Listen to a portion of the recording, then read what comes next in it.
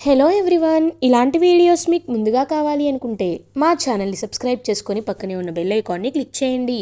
Upcoming రివ్యూలోకి వెళ్ళిపోదాం. చామంతి ప్రేమల పెళ్ళిని షూటింగ్ని ఆపడానికి రమాదేవి, రోజా, నిషా ఎన్నో ప్లాన్స్ వేస్తారు. Lot of plans. రమాదేవి ఏమో తేనెటీగల్ని చెప్పించి మొహమంతా కుట్టేస్తే షూటింగ్ ఆగిపోతుంది అనుకుంటుంది.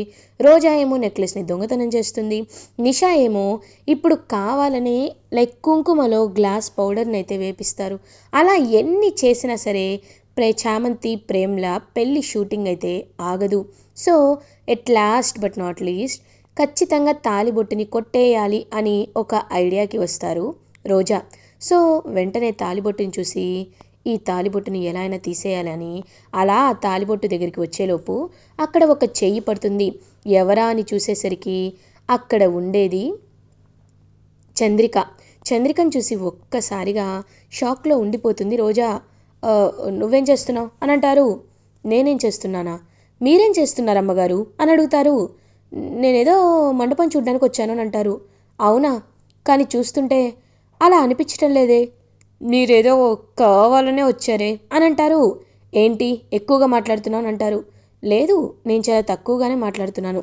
కానీ ఒకటి మాత్రం నిజం అమ్మగారు, మీరు ఖచ్చితంగా ఇక్కడి నుండి వెళ్ళాలి. వెళ్ళకపోతే నేను గట్టిగా అరిచి మీరిక్కడికి ఎందుకు వచ్చారో అందరికీ చెప్పేస్తానమ్మగారు అని అంటుంది రోజాతో. చంద్రిక, నీకు బాగా ఎక్కువైందే అని ఇంకలా అక్కడి నుండి వెళ్ళిపోతుంది రోజా. ఏంటి రోజా, మంగళసూత్రం కొట్టేశావా అని అడుగుతారు నిషా. ఎక్కడా, ఈ చంద్రిక ఉంది కదా, చంద్రిక నన్ను కనీసం ముట్టుకొని కూడా ముట్టుకొనివ్వలేదు. వస్తే అందరికీ చెప్తాను, గీ పెట్టి అరుస్తాను అనింది, అందుకే వచ్చేయాల్సి వచ్చింది అని అంటారు. ఈ చంద్రిక అని అనుకుంటుంది రమాదేవి. అయినా చంద్రిక ఏంటి అత్తయ్య గారు అంత ధైర్యంగా ఉంటుంది? ఒకప్పుడు మిమ్మల్ని చూస్తేనే గడగడ వణికేది, ఇప్పుడు ఎవరిని చూడట్లేదు, పట్టించుకోవట్లేదు, అసలు ఏంటి తను అని అంటారు. అబ్బా, ఇప్పుడు ఆ చంద్రిక గురించి ఎందుకు, కానీ ఇప్పుడు ఏం చేద్దామని అనేలోపు చామంతి ప్రేమ్ పెళ్లిపీటలపైకి వచ్చేస్తారు. అయ్యో, మనం అనుకున్నదంతా పోయింది, ఇప్పుడు ఏం చేయాలి ఛీ అని ఇంక మనసులో అనుకుంటూ అలా కూర్చొని ఉంటారనమాట. సో వెంటనే అలా ప్రేమ్ తాలిబొట్టుని చామంతి వైపుకి తీసుకుంటారు. ఇది చూస్తుంటే నాకు నిజమైన పెళ్ళిలా అనిపిస్తుంది. చామంతి, ఇంతకు మించిన మంచి టైం రాదు, నేను నీ మెల్లో నిజంగా 3 ముళ్ళు కట్టేస్తాను అని ఇంకా అలా ప్రేమ్ అయితే 3 ముళ్ళు వేయడానికి డిసైడ్ అయ్యి చామంతి మెల్లో నిజంగానే 3 మెళ్ళు అయితే వేసేస్తారు. సో అలా చామంతి ప్రేమ్ల షూటింగ్లోనే నిజంగా దివ్యమైన ముహూర్తంలోనే వాళ్ళిద్దరి పెళ్ళి అయితే జరిగిపోతుంది. ఇంక ప్రేమ్ చాలా హ్యాపీగా ఫీల్ అవుతూ, చామ్, ఇకపై నువ్వు నా భార్యవి అని చెవిలో చెప్తాడు. ఒక్కసారిగా షాక్ అయిపోతుంది చామంతి. ఇంకలా యాడ్ షూటింగ్ కంప్లీట్ అవుతుంది. డైరెక్టర్ వచ్చి ఇంకా, వెల్ డన్ ప్రేమ్ గారు, అసలు చామంతి, మిమ్మల్ని నేను నిజంగా చాలా అండర్ఎస్టిమేట్ చేశాను.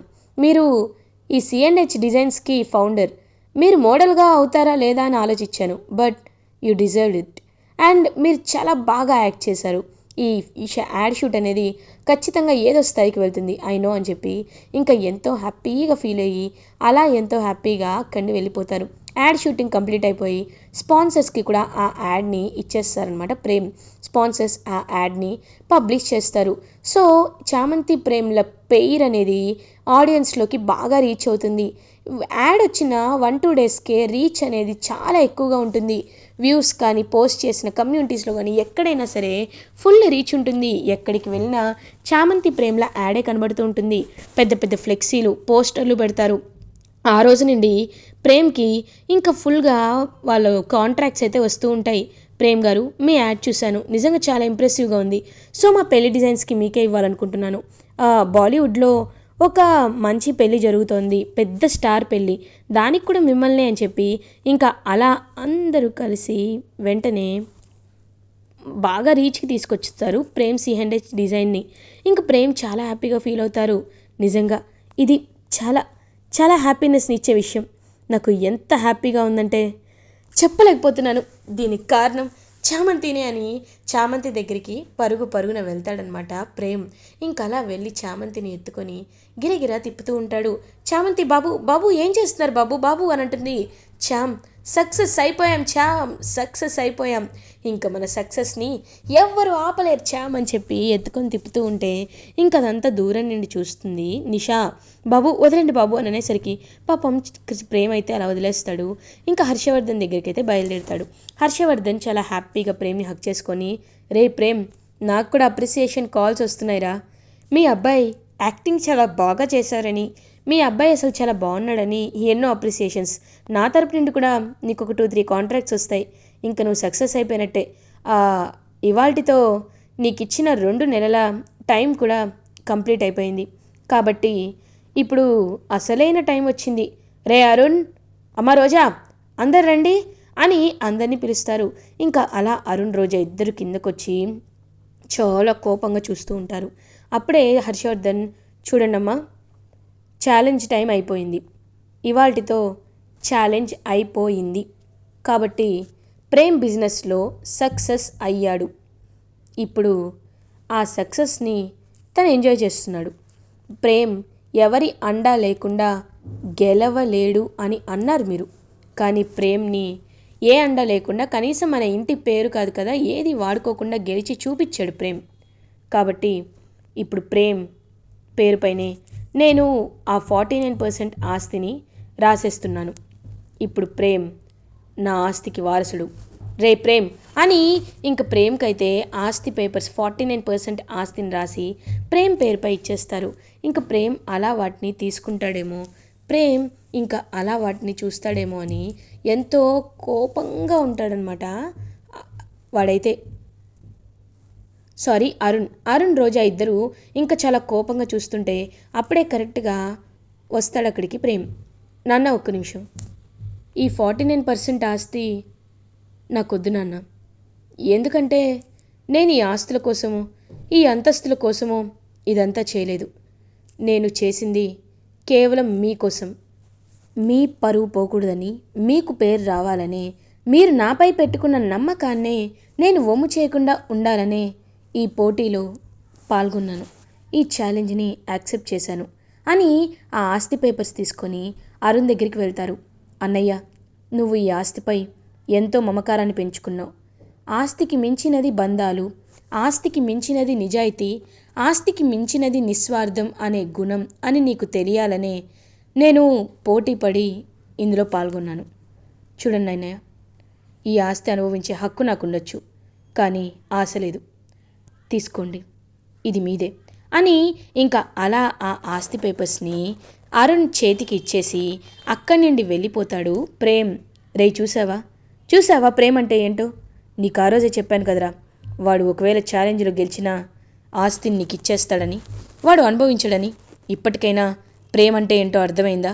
వాళ్ళలో ఉన్న మంచి గుణాలు ఈ జన్మలో కాకపోయినా వచ్చే జన్మలైనా చూసి నేర్చుకోండిరా, బుద్ధొస్తుంది అని ఇంకా అలా హర్షవర్ధన్ అక్కడి నుండి వెళ్ళిపోతుంటే అప్పుడే అరుణ్ అని ఆ పేపర్స్ని విసిరుగొడుతూ ఉంటారు.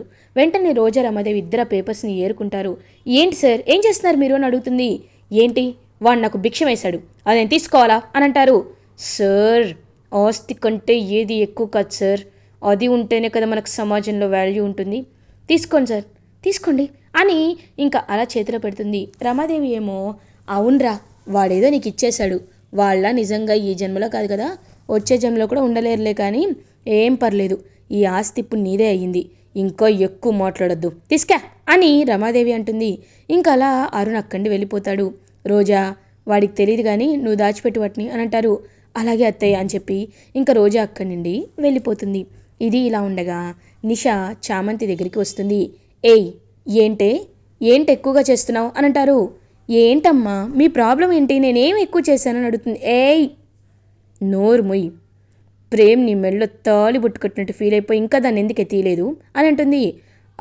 అవును అంటే అన్ననేలోపు, ఇంకా ఎక్కువ మాట్లాడద్దు, అదంతా జస్ట్ షూటింగే కదా, అది నిజమైన పెళ్ళి కాదు కదా, ఇంకా ఎందుకు నాటకాలు వేస్తున్నావు, తీ మర్యాదగా అని ఆ తాళి పట్టుకొని లాగుతూ ఉంటే ఒక్కసారిగా ఇంకా షాక్ అయిపోతుందన్నమాట.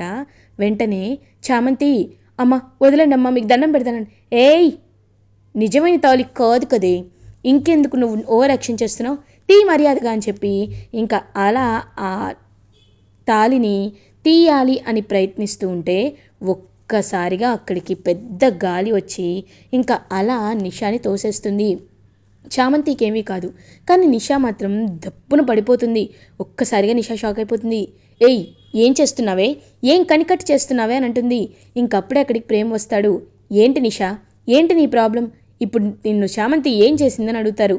ఏం చేయడం ఏంటి, అది బాగానే సైలెంట్గా అన్నీ చేసుకుంటూ పోతుంది, సఫర్ అయ్యేది నేను కదా అని అంటుంది చామంతి విషయంలో నిషా. ఆయన తన మెడలోది తన ఇష్టం, నీకెందుకు, నువ్వు ప్రాబ్లం ఎందుకు తీసుకుంటున్నావు, ముందు తనకి తనలా ఉండనివ్వు చాలు అని ఇంకా అలా ప్రేమ కండి నిషాని గట్టిగా చేపట్టుకొని తీసుకువెళ్ళిపోతూ ఉంటాడు. అమ్మవారేమో అలా పాపం హ్యాపీగా ఫీల్ అయ్యి చూస్తూ ఉంటే చామంతి అమ్మవారి వైపు చూసి, అమ్మ, నా మెళ్ళో ఉన్న ఈ తాళిని ఆ నిషా తీయకుండా చూసావు, నాకు చాలా హ్యాపీగా ఉందమ్మా అని పాపం మనస్ఫూర్తిగా కోరుకుంటుంది చామంతి. ఇది ఇలా ఉండగా చంద్రిక చామంతి దగ్గరికి వచ్చి, చామంతి, ఏంటి తెగ సంతోషంగా ఉన్నట్టున్నావు అని అంటారు. అబ్బే, అలాంటిదేమీ లేదత్తా అని అంటుంది. నాకు తెలుసు ప్రేమ్ బాబు నీ మెళ్ళో నిజంగా 3 ముళ్ళు వేశారు కదా అని అంటుంది.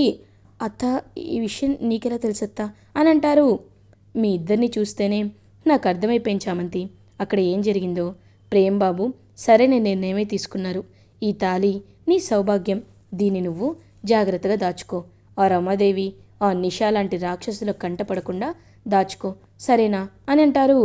అలాగే అని పాపం అలా వాటిని చూస్తూ మురిసిపోతూ ఉంటుంది చామంతి. ఇది ఇలా ఉండగా ప్రేమ్ అయితే ఆఫీస్కి రీచ్ అవుతాడు. ఇంకా ఆఫీస్లో అన్ని వర్క్స్ చూసుకుంటూ ఉంటారు ప్రేమ్. ఇంకా ప్రేమ్ని చూస్తూ ఎంతో హ్యాపీగా ఫీల్ అవుతుంది చామంతి. ఇప్పుడు నేను ఏం చేయాలి అని ఆలోచిస్తూ ఉంటే ఇంకా వెంటనే ప్రేమ్ అయితే, చామంతి, ఏంటి ఏదో ఆలోచిస్తున్నావు అని అడుగుతారు. ఏం లేదు ప్రేమ్ బాబు, అదే మీరు అనని సిగ్గుపడుతూ ఉంటుంది చామంతి. ఓ, నీ మెళ్ళో ఉన్న తాళి తీయలేదా, ఆ విషయం గురించి ఆయన ఆలోచిస్తున్నావు. నాన్నకి నిజం చెప్పేస్తే ఖచ్చితంగా మనల్ని అర్థం చేసుకుంటారు, కాబట్టి నిజం చెప్పేమంటావా చామ్ అని అడుగుతారు. బాబు, వద్దు బాబు, రమాదేవి అమ్మగారు నన్ను అని పాపం అక్కడిని ఏడ్చుకుంటూ వెళ్ళిపోతుంది చామంతి. ఏమైంది చామ్కి, అమ్మ దగ్గర చామ్ భయపడుతుందా, ఒకవేళ భయపడేటట్టయితే నాపై ప్రేమని ఎలా చంపుకుంటుంది అని ఆలోచనలో పడతారు ప్రేమ్. ఇది ఇలా ఉండగా రోజా అటు ఇటు తిరుగుతూ ఆలోచిస్తూ ఉంటుంది. ఆ 49% ప్రేమ్ పేరుపై రాసిన వాడు మాకిచ్చేసాడు కాబట్టి ప్రాబ్లం లేదు. కాకపోతే నాకు ఒకటి అర్థం కావట్లేదు, అసలు ఏంటి ఈ చంద్రిక, ఎందుకు తను ఎప్పుడు ఎదిరించి మాట్లాడింది ఈ మధ్య ఇంతలా ఎదిరించి మాట్లాడుతుంది. అది అంతలా మాట్లాడుతున్నా రమాదేవి అత్తయ్య కూడా ఏమనటం లేదు. ఇక్కడ ఏదో తేడా కొడుతుంది. అసలు ఆ చంద్రికకి ఈ ఇంటికి సంబంధం ఏంటి, అదేంటో ఎలా తెలుసుకోవాలి నేను అని ఆలోచిస్తూ ఉంటుందన్నమాట రోజా. కరెక్ట్గా అప్పుడే జ్యూస్ తీసుకొని చంద్రిక రమాదేవి రూమ్కి వెళ్తూ ఉంటే ఇంకా వెంటనే దొంగతనంగా వెళ్ళి పక్కకే నించొని చూస్తూ ఉంటుంది రోజా. ఇంకా వెంటనే తలుపు వేసేస్తుంది చంద్రిక. చాలా చిరాగ్గా కూర్చుంటుంది రమాదేవి.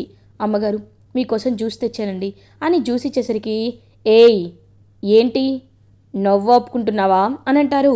అమ్మగారు, నేనెందుకు నవ్వాపుకుంటానండి అని అంటుంది. ఏం లేదు, ఎంతైనా చామంతి ప్రేమ్లో పెళ్ళి జరగడమే కదా నీకు కూడా కావాలి. ఆ ప్రేమ్ గాడు దాని మెడలో 3 ముళ్ళు వేశాడని నువ్వు హ్యాపీగా ఫీల్ అవుతున్నావు కదా అని అంటారు. అమ్మగారు, నేను ఒకటి చెప్తున్నాను వినండి. ప్రేమ్ బాబు ఎంతో మంచివారు, అలాంటి మంచివారికి మంచివారే ఉండాలి, కానీ వద్దు, ఆ నిషామ్మ తనకి కరెక్ట్ కాదు అని అంటారు. ఏయ్, ఏంటే ఎక్కువగా మాట్లాడుతున్నావు, ఆ చామంతిని ఇవాళే చంపేస్తా ఖచ్చితంగా. ఆ చామంతి అనేలోపు రమా అని చెప్పి గట్టిగా ఇంకా మెడ పట్టుకుంటుంది చామంతి విషయంలో చంద్రిక. ఒక్కసారిగా ఇంకా రోజా ఇదంతా చూస్తూ షాక్ అయిపోతుంది.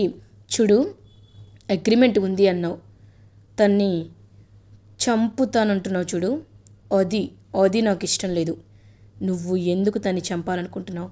చామంతి అంత పాపం ఏం చేసింది? చామంతి జోలికి వస్తే రమా, నేను మర్యాదగా చూస్తూ ఊరుకోను. నీకు ఎలాంటి శాస్తి జరిగించాలో అలాంటి శాస్తే జరిపిస్తాను రమా అని చాలా గట్టిగా చెప్తుందనమాట. అలా చంద్రిక, ఇదేంటి ఈవిడ ఇంతలా భయపడుతుంది, రమాదేవి ఈ చంద్రిక దగ్గర భయపడుతుంది అంటే చంద్రిక ఎవరు అని. ఇంకా అలా చంద్రిక ఎదిరించడం చూసి షాక్లో ఉండిపోతుంది రోజా. ఇలా ఎపిసోడ్ ఎండ్ అవుతుంది. ఫర్దర్ ఎపిసోడ్ రివ్యూస్ ముందుగా మీకు కావాలి అనుకుంటే మా ఛానల్ని సబ్స్క్రైబ్ చేసుకోండి. Thanks for watching.